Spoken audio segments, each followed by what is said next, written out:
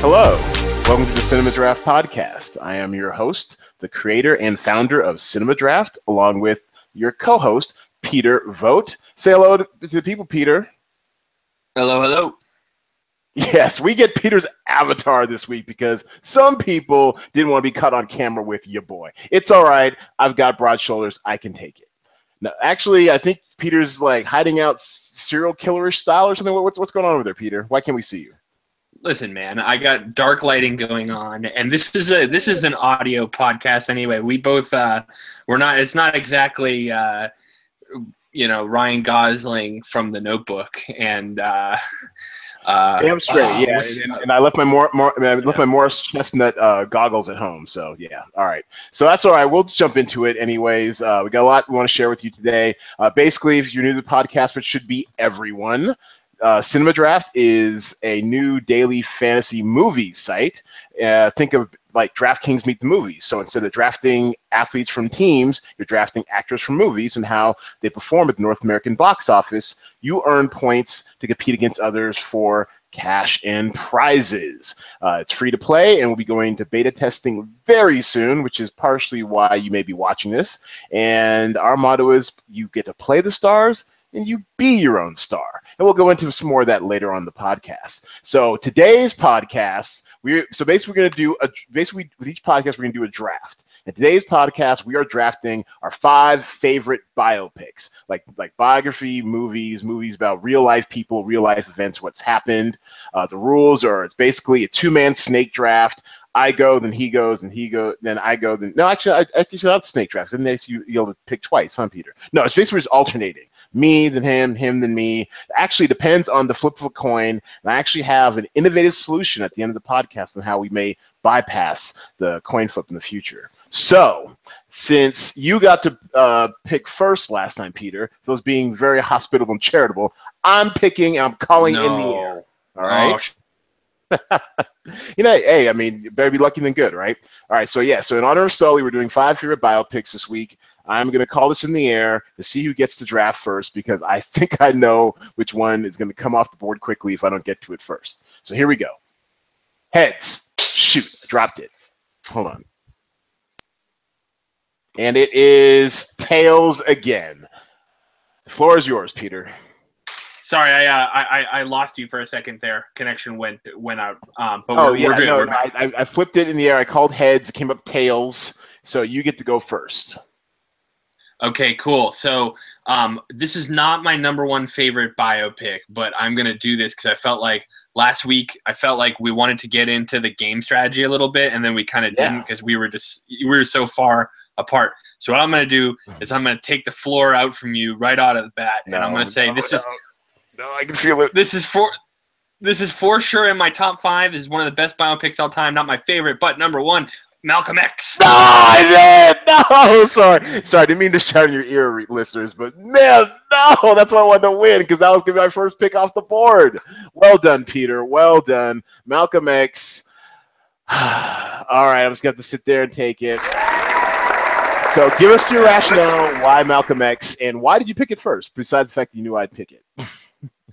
It might be short. It might be shorter if I told you why not to choose Malcolm X. But listen, it's as simple for me as if you want a biopic, and we want to talk about what a biopic is, the story of a man's life, and especially, a biopic's got to be a true story about, someone who's historically impactful and polarizing or, lived a very interesting life. I mean, it doesn't get much better than Malcolm X. And then Denzel Washington, this was the Denzel, I mean, in my eyes anyway, this was what got Denzel fully on the map.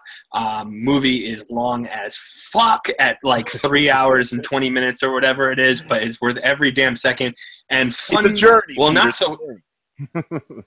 It's a journey. Yeah, but that's the thing is every good biopic should be a journey. And kind of semi-relevant fact, not so fun fact, the tiny town that I'm from in Massachusetts, Norfolk, Massachusetts, Malcolm X actually did a brief stint there in the prison, Cedar Junction, in, I think it was like 1972. or 1962, I think. I can't remember when. But yeah, so, probably one of the best biopics of all time. Spike Lee, masterclass in biographical filmmaking. Just awesome. Yeah, it's an amazing film. It's undisputed. So we're fans of a podcast called Denzel Washington is the Greatest Actor of All Time, period. And personally, he is. He's been a long time my favorite actor ever since, way back in high school. But it's movies like Malcolm X that really, really, I mean, it's not even supposed to like put him on the map because he's already a bit of a star at that point, but it's really it's his definitive role. And so when people come on that podcast, on the Denzel podcast, I mean, and they give their top 5. I mean, it's almost like like a write-in, like all right, it's penciled in Malcolm X #1 because it's such a great performance, and it's one that holds up. It's a fun movie at points. It's got it all, drama, comedy, everything. The zoot suits when they're walking across the street. I love that scene. I mean, yeah, well done, Peter. Once again, get a hand. And as far as the strategy goes, he knows me so well. That would have easily been first off my board. And oh, man, that's shattering, Peter. I'm trying to think of which one I should take first. And I think I'm gonna take this one not because I think it's per se the most it's not even really seen as much as a biopic per se, but when I did some internet sleuthing this afternoon, it seems to show up on everyone's biopic list. So I'm just gonna take it off the board because if I don't, I know Peter will, and I'm talking about Goodfellas. That's a good one. I gotta tell you, I gotta be honest. Not on my list. Not on my list. Because you don't think of it as a biopic, but technically Henry Hill was a real person. But it's such an iconic gangster movie that we think of it as like a gangster flick. And it almost goes without saying. I mean, anyone who's seen any amount of movies has seen Goodfellas. I mean, it's got all your major characters and cast. It's got De Niro, Liotta, really coming into his own. It's got Lorraine Bracco holding it down as the mob wife, the mall on his main girl and everything. I mean, it's just the classic lines. Joe Pesci, oh, you think I'm funny? You think I'm funny? So it's pretty much got it all. Are you a Goodfellas fan, Peter? No, huge Goodfellas fan. But that's the thing is like, I hate to be the stickler for rules because me, like in real life, I'm not. But like, I just feel like my set of rules for this anyway is at least that, like, for the most part, it has to be a comprehensive biography of somebody's life. And so, but if we kind of steer away from that a little bit, like Goodfellas is more of like one period of time. There's a lot of movies that would make my list that didn't, like The Social Network or Casino.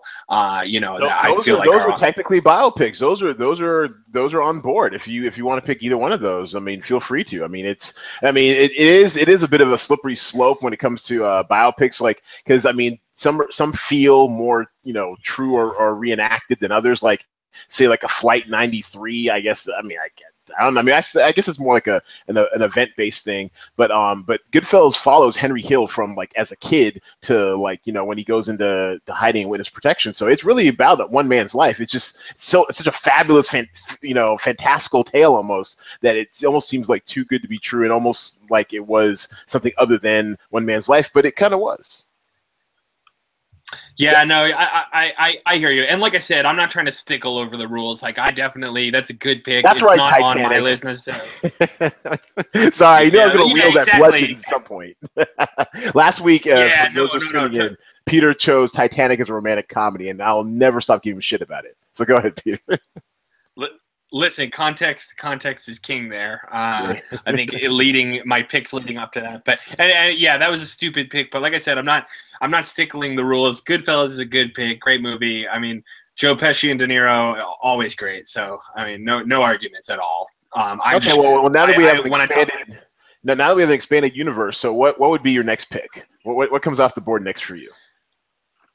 All right, number one, and this one is, I think, not even in your atmosphere of stuff that you like, but this is my favorite biopic of all time, The Basketball Diaries, Leonardo DiCaprio, Mark Wahlberg. You're right. It wasn't in my wheelhouse, but so that was a biopic? Because I don't think I knew that. Yeah, the entire movie is it's a true story, and Leonardo DiCaprio stars as Jim Carroll. Totally true story. He was a Manhattan kid, and started out, he's playing basketball. He's a standout basketball star in like junior high, and then he like gets real bad into heroin, and all of his buddies that are in his group on the basketball team, his close friends, all get into heroin, and it's all one big downward spiral. And then he grows up and kind of gets into the beatnik scene a little bit. At one point in the movie, there's a punk song by the guy Jim Carroll, who the movie's about. He wrote the song in real life, and so he kind of shows his sort of struggle and then getting out of it and growing up into sort of an artsy kind of adult that's got his life together, whereas his friends, it didn't turn out so well. Oh, okay. Yeah, and I remember seeing it very vaguely. I watched it. I mean, I've watched a lot of movies in my lifetime, but I watched a lot of movies when I was in acting school for that 1 year. And that was the time I watched that, and I don't recall too clearly, but anything with Leo, for the most part, is fine by me, as long as he's not eating a bison heart on screen. That was disgusting. I'm sorry. We're talking about, of course. Fuck that shit. What was the name of that? Fuck that shit. What was the name of that movie? It just came out, too, where he's... The Revenant. The Revenant, yeah, thank you. That shit was crazy. Okay, all right. So my third pick, and actually you just gave me a good idea, and I'm inspired by you. I'm doing some last second research, but I'm inspired by your pick, and I'm going to take someone away from your hometown, similarly, and it's going to be another, the same guy, Mark Wahlberg. I'm doing The Fighter. That's based on a real person. Good pick. Yeah, Mickey Ward. Struggling fighter Mickey Ward. That was an awesome movie. David O. Russell, actually, I think beginning his insane run of almost non-misses. David O. Russell got in there and did his thing. Mark Wahlberg is built for it. Boston guy, had that scrappiness, and actually, honestly, the best part to me was his family, because those women were fierce. They would be in the porch, just talk shit, just bury you with a look. And I loved the whole family aspect about it, and the whole subculture of boxing. And once again, like I mentioned last week, anytime you can bring me into a world where I feel, like I haven't been there before, which basically, Boston, kind of hardcore boxing Boston. I mean, I'm for that. What do you think, Peter? No, amazing pick. Wahlberg, O. Russell, the story's great. I spent a lot of time in Lowell, Massachusetts, where the movie's set. It's right outside Boston. It's northwest of it, and it's a big city, and it's very a blue collar city, and that movie is outside of just a story. It's a very authentic portrayal of blue collar Boston life, and that's something that I didn't grow up in blue collar Boston in the city, but I have family who did. Like I know that life pretty well, and watching it on screen, it's like, yeah, they nailed that shit. Especially what you were talking about, like with the women and everything, like fierce as fuck for sure. Yeah, just dragging chicks off the porch by their hair. I mean, I was like, wow, okay, that's she fierce. # she fierce. Yeah, that's the Lowell that is a very, very authentic portrayal of Lowell, and great story, great acting. I mean, who doesn't love a good boxing flick, man? Creed, Rocky, Bloodsport, if you want to go that route. So yeah, you had me at Creed. Okay, so what's your third pick, Peter? What you got? Again, I could see this one being something that you would take. I don't think so, but I know you'd appreciate this movie. This is an all-time fave for sure. Also, Boston represent Blow. Hello? Peter, you there? I think we lost you for a second. Did it cut out? Did it cut out? It did cut out. We were all primed, so go ahead once again. Oh. Blow. Oh, did you hear that time? There we go. Yeah, I heard you that time. Got you. You're good. You're live. Go ahead. Delay on the mic. Yeah. Tell us about Blow. So again, movie is just absolute fire. Also, you see from his humble beginnings, he's a young kid, and he's grown up in a struggling family, and then he learns how to hustle real early, and then grows up, and you see him turn into a blossoming marijuana dealer in California, and then turns into cocaine kingpin. But it also shows, but it's not just the story of how he became a drug lord. It also shows like the more intimate details of his life, like getting married, getting divorced. His relationship with his child ties in really tight to the story, especially at the end when he's a sad old man in prison. So I've seen that movie a billion times. It's just so good. Yeah, and people really seem to appreciate the movie. And I can't quite say like miss me with that movie per se. Like there's some movies I think like Scarface, which I think just do not hold up, just totally overblown, and for whatever reason they've weaseled their way into the pop culture zeitgeist, and just people just love them almost irrationally. Whereas a movie like Blow, it's like at the time I just thought it was alright, and then I rewatched it. I'm like, oh, this is pretty good, but never quite kind of grabbed or held me like it has you in its thrall. But I can appreciate the pick though. It definitely is a life. It definitely, at least when I was a kid, one of my earliest exposures to the complexity of drug trafficking. I just finished this weekend watching Narcos season 2, and I'm still on fire about that stuff. That's great. That's a great show. Check it out if you haven't. Netflix. So I can appreciate that. Once again, it takes you a bit into a world that you haven't been before, but at the time, it just didn't quite grab me. But I like the pick for you though. It's very very much in your wheelhouse. Very much your wheelhouse. So thanks, man. Okay, so I'm down. I mean, now we're getting to the nitty gritty because you've got 3. This is my 3rd one. It's getting tougher, man. But I think I'll just take this one off the board because it feels obvious, but kind of like with you to Blow, you might miss this one. And I'm just gonna go with Ray, and that's the one with Jamie Foxx as Ray Charles. Just, I mean, to be just picture it. Think 2004, L.A. Struggling young black author, screenwriter, whatever, working the fringes of Hollywood, writing my movie reviews and what have you, getting the odd invite here and there to screenings. And I remember going to see this at a screening. And it was one of these little screening rooms in like Beverly Hills, whatever, and these little nondescript little office buildings, whatever. They had like a screening room, like full deal, whatever, that they invite critics to and stuff, almost like I was legit. And I think it was about maybe 3 weeks before it came out, whatever. I remember stumbling out of that mug like I'd seen the future. It was amazing. I went, weeks later when it came out, bought a ticket. I mean, I owned the DVD. I mean, that is an amazing performance that I haven't seen much recently. But I really wish that I could watch it, rewatch it again, because it really does. It's a really powerful portrayal of a man's life. Ray Charles, the blind singer and musician, and Jamie Foxx just nails it. He just absolutely nails it. The whole that one scene where he's like, "Lay out to me my money in ones." I never thought. I mean, just little things like that, little details that they nail like that. And Jamie Foxx really does, and I believe he won an Emmy for that. I mean, no, sorry, an Oscar for that. He really does have the potential to be like an outstanding actor when given once he's chosen the right material. It's just such a great performance. I love it. Ray. Oh, okay, and looks like we're gonna pause it right here while we have Peter to jump back on the line. Yeah.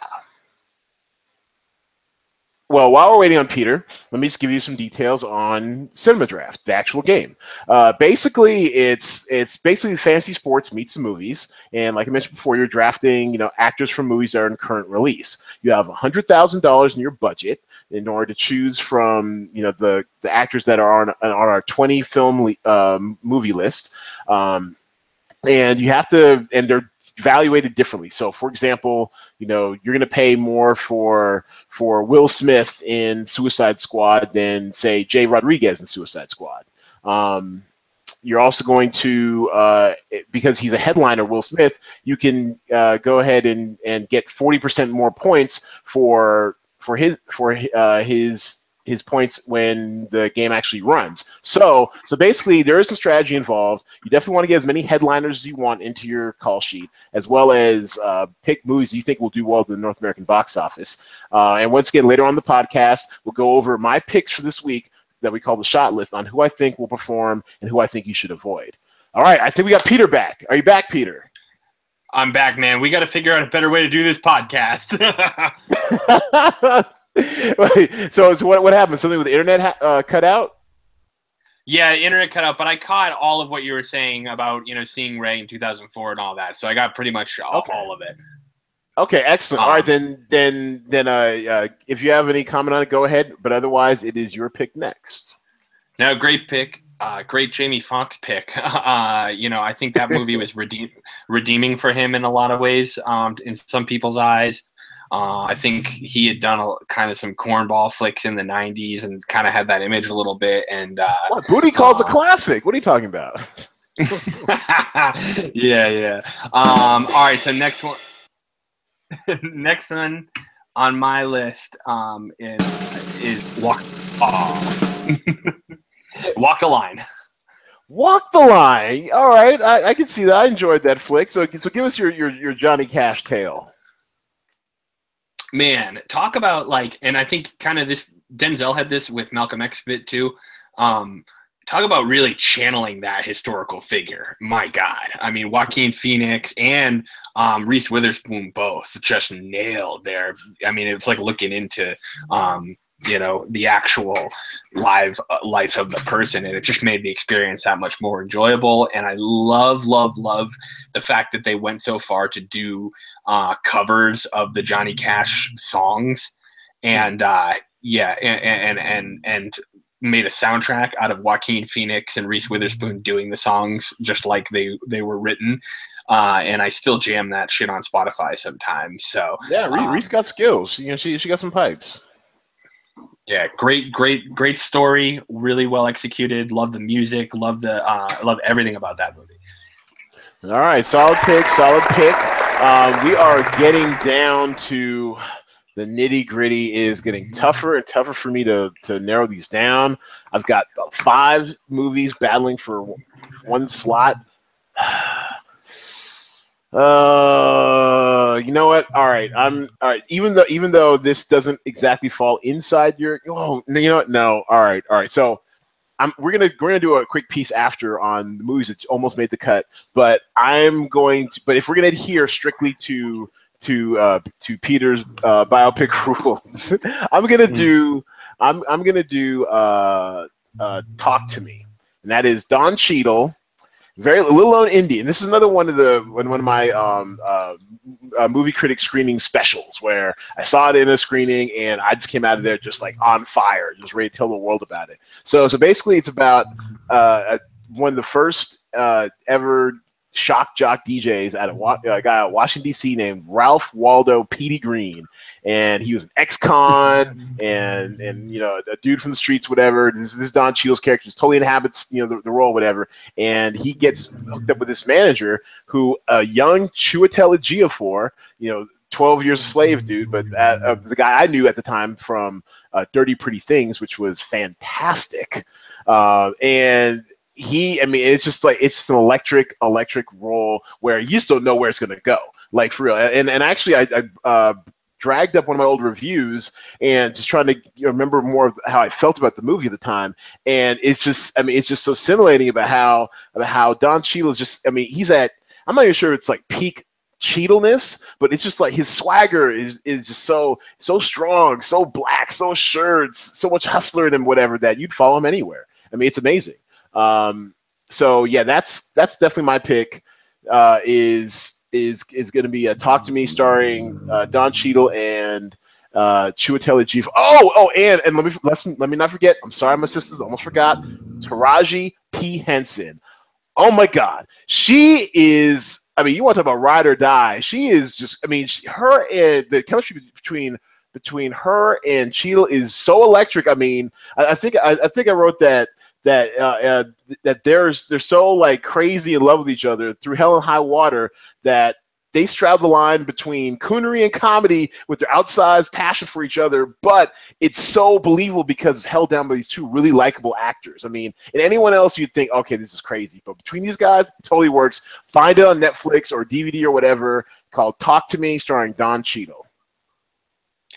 Got anything for that? Very good. That's really digging the crates, Peter. Well, we officially have our first instance of Edwardo saying coonery on the podcast. So more to come, y'all. Trust me, there's a lot out there. More to come. I figured yeah, I've never seen it, so I don't have any comments other than the fact that I just really love Don Cheadle. The Oceans trilogy, the remakes, some of my favorite movies of all time, and gosh, he's just so good in that. Hotel Rwanda, so good. Love Don Cheadle. So I actually.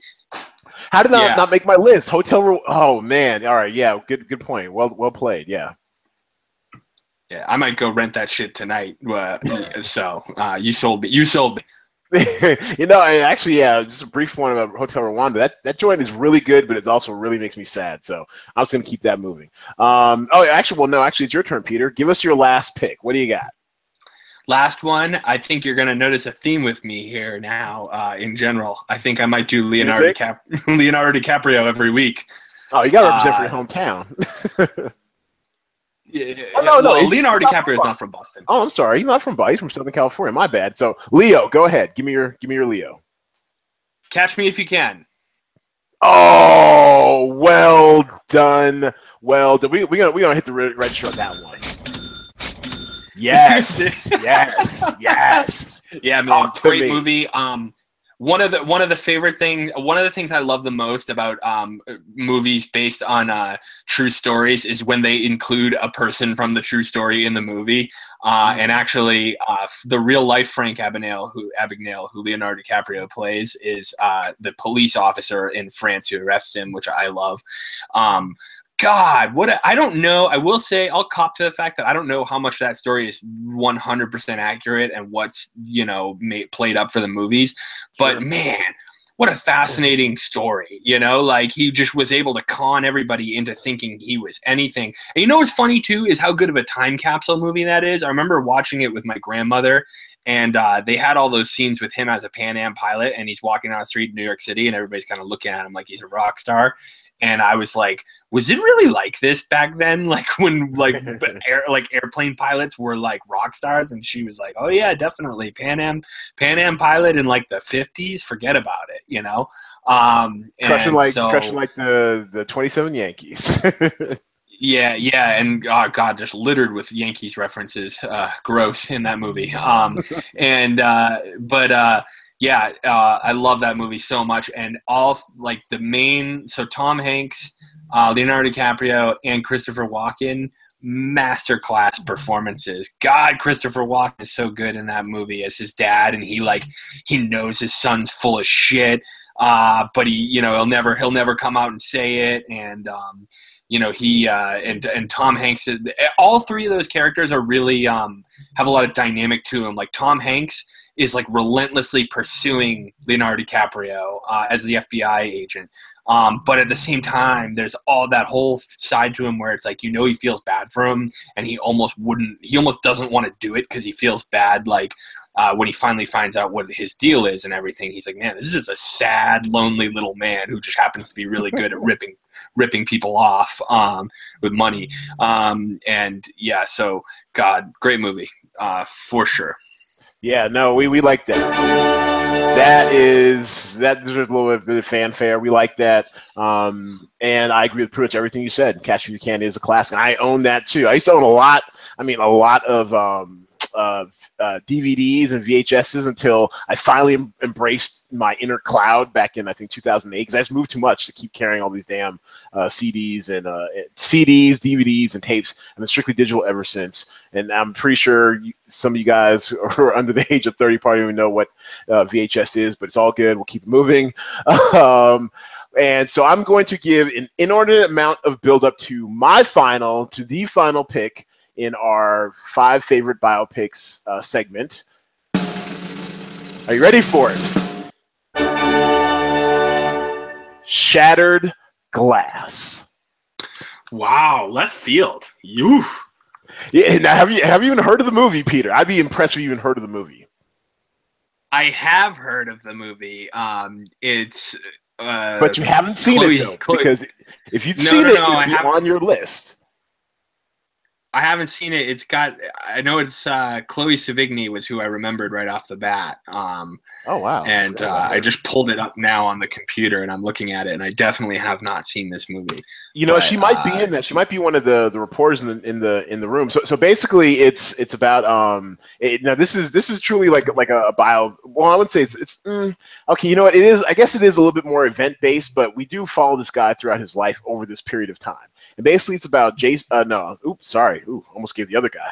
All right, it's actually about Stephen Glass. He was a reporter at the New Republic at the time, which for a while was like a really hot shot a magazine, a news magazine, and basically they follow how he was slowly but surely uncovered for just a slew of plagiarized stories, and basically his mindset behind it was that he just, I mean, he wasn't a very good journalist, but he kept getting by because he was likable enough, and he had a real kind of deferential quality to himself, and he's he's a bit of a charmer and a flatterer or whatever, and he's kind of coasted by off of a bunch of mealy mouthed "oh, I'm sorry's" or "oh, you're not gonna be mad at me, are you?" when he's just straight out like just ripping off other people's stories and claiming them as his own. And this movie kind of goes over, shows his, I think I once again brought up my review from the time because it was another screening room classic where I stumbled out like, this is freaking amazing.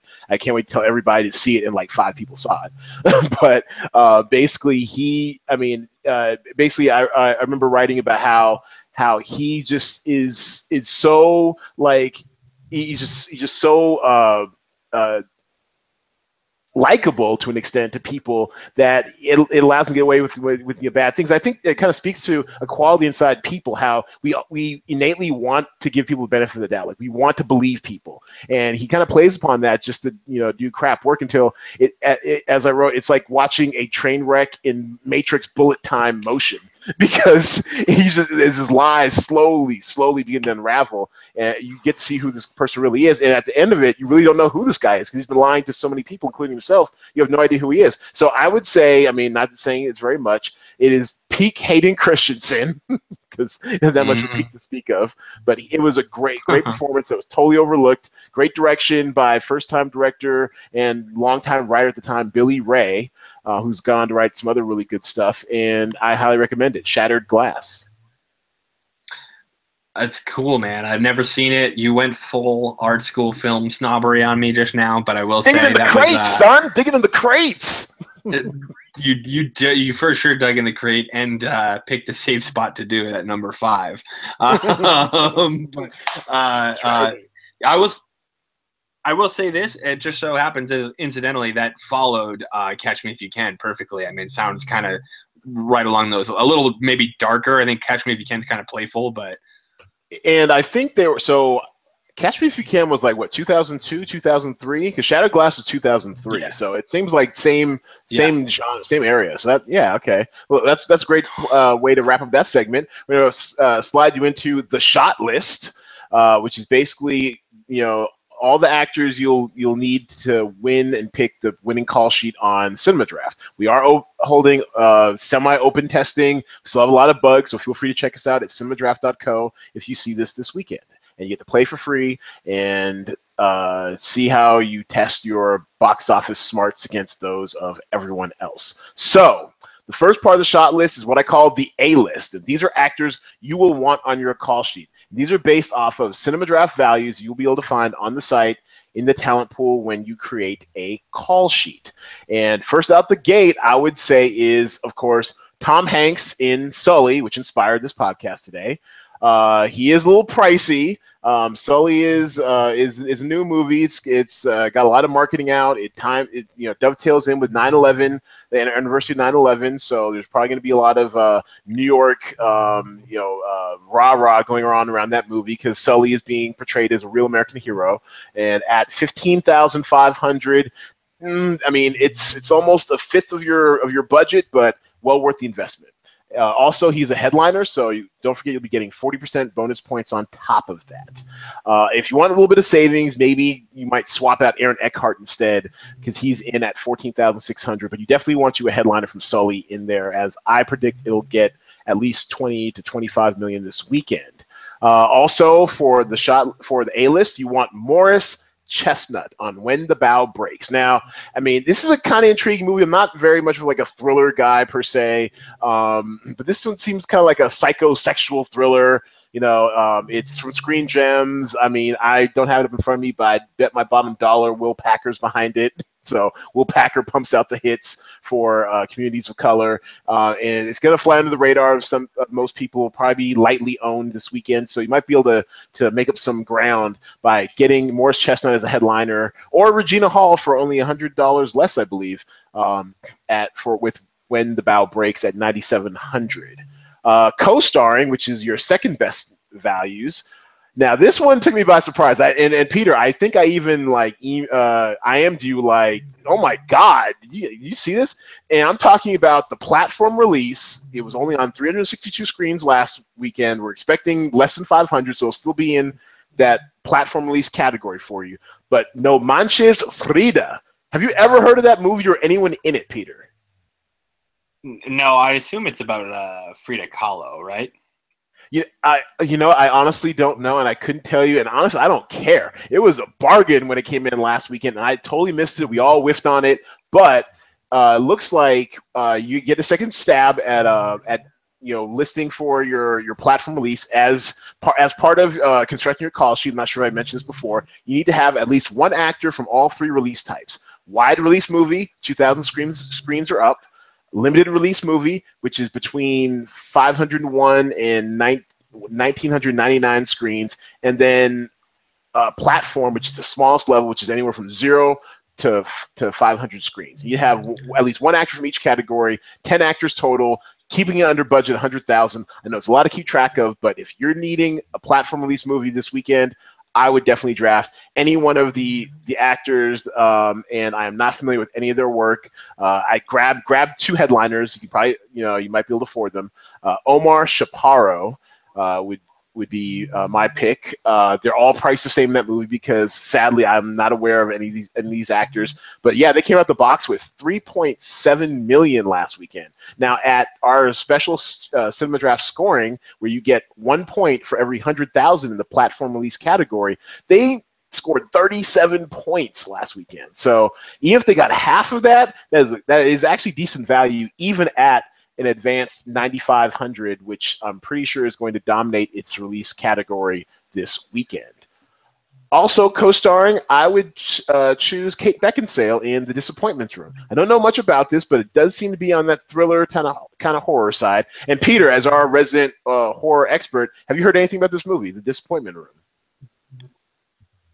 I actually haven't. All eyes for me have kind of been on Don't Breathe, which I still unfortunately haven't been able to go see yet. I know kind of the overview of the movie. It seems like it's a little bit more like the what's it like? Not The Purge. What's that movie with where they break in the visitors or something like that? I can't. No. No. That movie where they're in the middle of nowhere, not Luke Wilson in Vacancy. Oh, I know what you're talking about. Like they're all in like a cabin and they get freaked out slowly, one by one or something. I didn't see it, but I remember seeing marketing for it. Is that the one you're talking about, like the cabin in the woods? No, not Cabin in the Woods, but it's like this is like, this is kind of it seems to me like your rural thriller, sort of like we're alone in this house in the middle of nowhere and shit starts going down and who knows what it is. Is someone fucking with us? Is it a ghost? I don't know. That's my synopsis. No, well, that's cool. I mean, that's far more information I have, but I'm just going off of generally how horror films seem to perform, and especially this time of year. It seems as we get closer and closer to Halloween, horror films, I mean, besides, pandering to our scary sensibilities of the tradition of Halloween, it just seems like in the fall horror movies tend to do well as a genre, and especially the first 1 or 2 weeks. So I would definitely grab Kate Beckinsale as a headliner, 6,800 from The Disappointments Room, add her to your call sheet.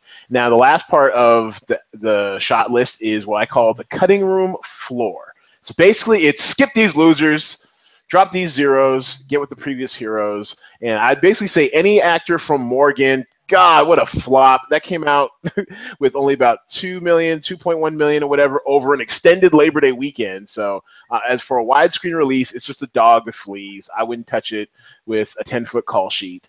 And also, sadly, a movie I've got far more affection of, which is one I saw and reviewed, and we do movie reviews at under the the plume de nom, the real deal over at Medium. Basically, go to medium.com/@CinemaDraft. That's where we house all our movie reviews. I saw and reviewed Equity. Great film about women on Wall Street. It just really good performance by Mrs. Walter White, Skylar, who everyone loves to hate from the TV show Breaking Bad, but totally inhabiting a different person. A really good movie. I would encourage everyone to go see it, but sadly, everyone can go see it. It's not going to save it this weekend from ending up on the cutting room floor. It's a platform release. If I were you, skip it. Just grab you some Frida and keep it moving. Do you have any films that you see here in the talent pool you think should end up on the cutting room floor, Peter? No, I think you pretty much covered the right ones. I think that all sounds kind of in line with this is going to be a monster weekend for Sully. That movie's going to crush, I think. It'll be hard movie to stack too. I mean, because everyone's so expensive, everyone's like 14,000 or up, so you'll probably be able to reasonably get like 3-4 tops of Sully, and then you have to kind of figure out the rest of your call sheet from there. But that's strategy I'm kind of looking at, getting some Sully and spreading out the wealth. If this is half as good as Flight with Denzel, then we're good. Yeah, thankfully he didn't fly the plane upside down, although he did do water landing. Just as difficult, I'm sure. And so that's pretty much it for the shot list.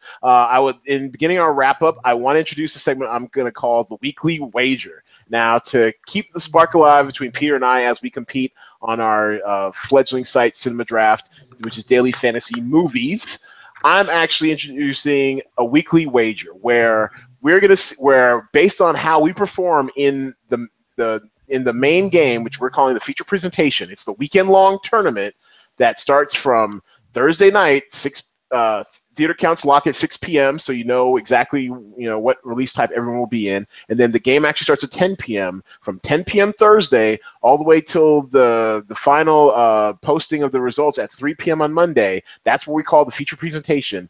I'm wagering that whoever finishes higher in the feature presentation gets to start off first in next week's CinemaDraft podcast. What do you think about that, Peter? It sounds good to me. It's probably better than a coin flip. So yeah, and based on how badly I've done in testing so far, you stand a good shot. But also, I like how you introduced some strategery today. So I think on the game theory side, you might be all right with this. So let's see how this all pans out. Your knowledge of horror thriller movies versus my general love of the big budget movie. Let's see which one wins out. Let's go. Let's do it. All right, sounds good. And so also just wrapping up, where can you find CinemaDraft? Well, you can start at our landing page, cinemadraft.co. Sign up for an invite to the free beta. Also, we are on Twitter @PlayCinemaDraft. We're on Facebook, CinemaDraft. Instagram @CinemaDraft. Medium /@CinemaDraft. And Pinterest, wait for it, CinemaDraft. All right, listen to our podcast appearance also on Mostly Sports at mostlysportszone.com, and also you can check out once again get a free invite to the beta and play with us starting tomorrow night. Results posted 3 p.m. Pacific time on Monday. Game starts 10 p.m. Pacific time on Thursday. Thanks for everything. Thanks for tuning in. Hope you got some good picks for your weekend, and we will see you next week. And I need an effect, damn it. There we go. All right.